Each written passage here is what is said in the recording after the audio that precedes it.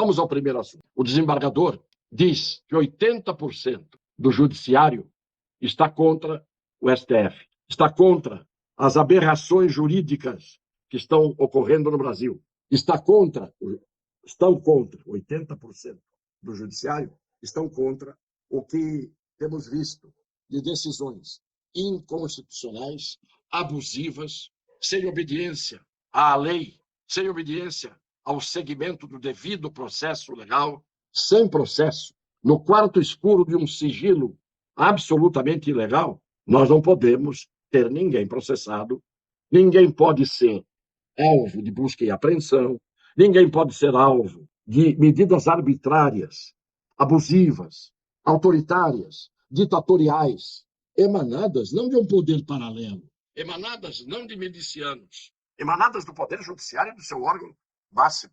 Não existe isso em país civilizado nenhum. E nós estamos aguentando isto, estamos nos submetendo a isto, e ninguém percebe, porque se olhar a história, perceberia que todos aqueles que acham interessante os seus interesses, que venha a irregularidade, que venha a ilegalidade, que venha a inconstitucionalidade, que venha o abuso do poder, que venha a falta do devido processo legal, que venha a censura, esses que aplaudem isso, se regozijam e chegam ao orgasmo diante desse absurdo, vão sofrer as consequências amanhã ou até antes de amanhã. Porque sempre foi assim. A história é a lição que o presente não aprende para cair no abismo no futuro. Sobre o desembargador era isso, era o toque que ele está dando, falando em nome de uma grande parte do judiciário que pensa como ele, que está vendo o que ele está vendo, mas não está falando como ele está falando. Vamos ver o vídeo do desembargador. Primeiro destaque, em discurso nesse domingo em Brasília, o ex-desembargador Sebastião Coelho defendeu ações contra o Supremo Tribunal Federal. Coelho, que já foi vice-presidente e corregedor do TRE do Distrito Federal, afirma que a maioria do judiciário brasileiro está insatisfeita com as decisões tomadas pela Suprema Corte. Acompanhe. Eu disse naquela oportunidade que a magistratura brasileira não está feliz. Mais de 80% dos juízes e juízas do Brasil, de primeira e segunda instâncias, não estão de acordo com o que está fazendo o Supremo Tribunal Federal. Retirar aqueles que não estão honrando o compromisso que assumiram é dever de todos nós. A solução será prender Alexandre de Moraes. O senhor ministro Alexandre de Moraes há muito não respeita a Constituição. Ele vem cometendo, e não vamos ofender o ministro, por favor, não vamos nos manter serenos. Há muito ele vem cometendo crimes. E a Constituição Federal diz que a prisão só pode ocorrer por ordem escrita de autoridade judiciária, ou seja, de um juiz, ou em flagrante delito. Pois bem, os crimes praticados por Alexandre de Moraes estão sendo cometidos com as suas decisões. No momento que as decisões dele estão em vigor, o crime está acontecendo. Portanto, ele está em estado de flagrante delito. É a palavra de um desembargador que foi presidente do tribunal, foi corregedor do Distrito Federal e que deu a sua opinião pela segunda vez. Porque na primeira vez ele não deu a opinião falando. Ele demitiu-se antecipadamente da magistratura, do cargo, evidentemente, em protesto contra o que está acontecendo no Brasil. Não há quem não veja, há os que fingem não ver. E há uma parte muito grande de pessoas que não têm conhecimento jurídico, ao lado de pessoas que, tendo interesse ideológico, partidário e político, acham ou fingem achar que está tudo muito bem, até o dia em que o bumerangue volta na testa de cada um. O segundo assunto é o presidente do PL, Valdemar Costa Neto, está levando ao TSE a comprovação de que 250 mil urnas, quase um terço das urnas usadas nas eleições, contém irregularidades visíveis. O mesmo número, todas as urnas. E, depois de todo o processo eleitoral sistemicamente absurdo, depois de chegarmos a tantas denúncias que aconteceram, depois da falta de transparência pela qual lutaram os que deveriam lutar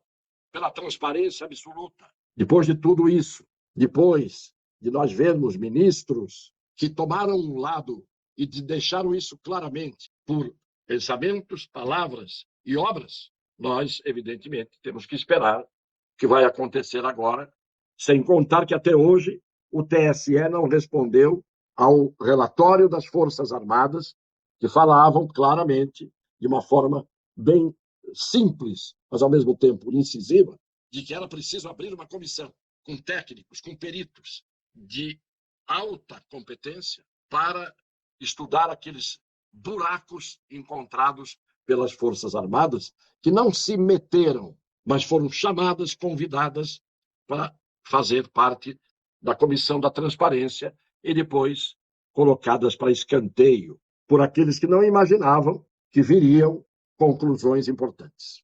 Então, vamos ver o que vai acontecer com a apresentação das urnas a respeito da ida do Valdemar Costa Neto e vejam o que ele diz no vídeo que nós apresentamos. Nada de ter nova eleição, não vamos propor nada disso, não queremos tumultuar a vida do país. Mas tem umas urnas que têm que ser revistas. Pelo estudo que nós fizemos, tem várias urnas que não podem ser consideradas. Tem ideia de quantas urnas e quais são tais, presidente? Não, é no Brasil inteiro. São as urnas de 2020 para baixo, são as urnas antigas. Todas elas têm o mesmo número. Não tem patrimônio. Não tem como controlar a urna. Você vai checar a urna antes da eleição? São todas com o mesmo número. Então nós estamos entrando com esse documento, já temos a prova, e nós vamos mostrar que essas urnas não podem ser consideradas. Então, mas isso muda o resultado. Não podem ser consideradas. Agora vamos ver o que o TSE vai resolver, vai decidir. Nós não queremos propor nova eleição, mas tem que decidir. É isso. Vamos aguardar um dia depois do outro. Eu não posso deixar de dizer também que hoje 2 caminhões foram queimados no Mato Grosso, e o UOL disse que foi atitude golpista. Ninguém sabe quem são os autores dos incêndios dos caminhões, ninguém tem uma informação sobre quem fez isso, e aí o UOL vem e afirma, essa imprensa desavergonhada que nós temos hoje no Brasil, na grande maioria, diz que foi uma atitude golpista. Alguém sabe quem pôs fogo nos caminhões? Alguém sabe que se quem pôs fogo nos caminhões é da direita ou é da esquerda? Alguém sabe quem está tomando essa atitude?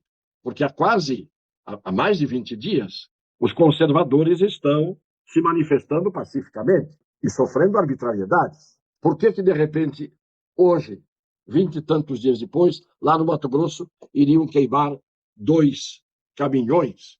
E o UOL, que tem lado e que é descarado e desavergonhado, veio o UOL dizer que é uma atitude golpista. Por quê? Com base em quê? Cadê a prova? Cadê o nome de quem fez?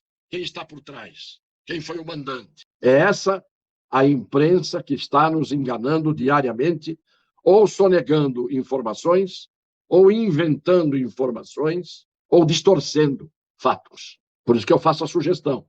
Vamos parar de ver televisão, parar de ler jornal, e vamos ficar nas redes sociais, porque por mais fake news que exista, ali, pelo menos, nesta grande salada de informações, cada um escolhe em que acreditar. Terceiro tema de hoje, 10 secções da OAB, que a OAB tem uma secção por estado, é um sistema federativo. Então, o estado de São Paulo tem a sua secção, o estado do Rio de Janeiro, cada estado do Brasil. E tem a OAB Nacional, que é o chamado Conselho Nacional da Ordem dos Advogados do Brasil. A OAB Nacional. A OAB Nacional está absolutamente calada, vergonhosamente calada, por isso que eu digo, não me representa. Eu tenho 57 anos de inscrição na OAB. A OAB tem 92 de idade. Mais da metade da existência da OAB, bem mais, conta com a minha filiação como advogado. E eu já vi a OAB ter atitudes extraordinárias. A OAB tem José Bernardo Cabral, por exemplo, um secretário com a OAB, o seu Beto Simonetti, que é o atual presidente. É do Amazonas.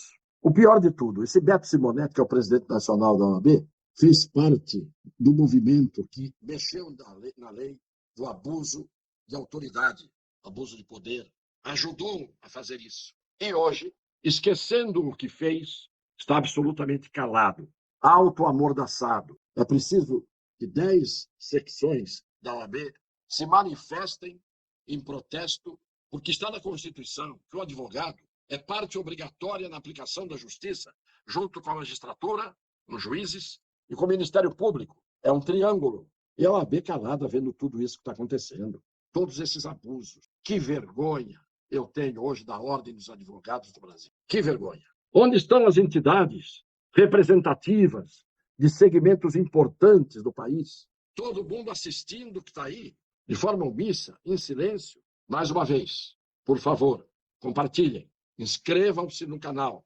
cliquem no sininho para dar as notificações, comentem e deem o like para que tenhamos volume e cada vez mais ampliada a nossa voz.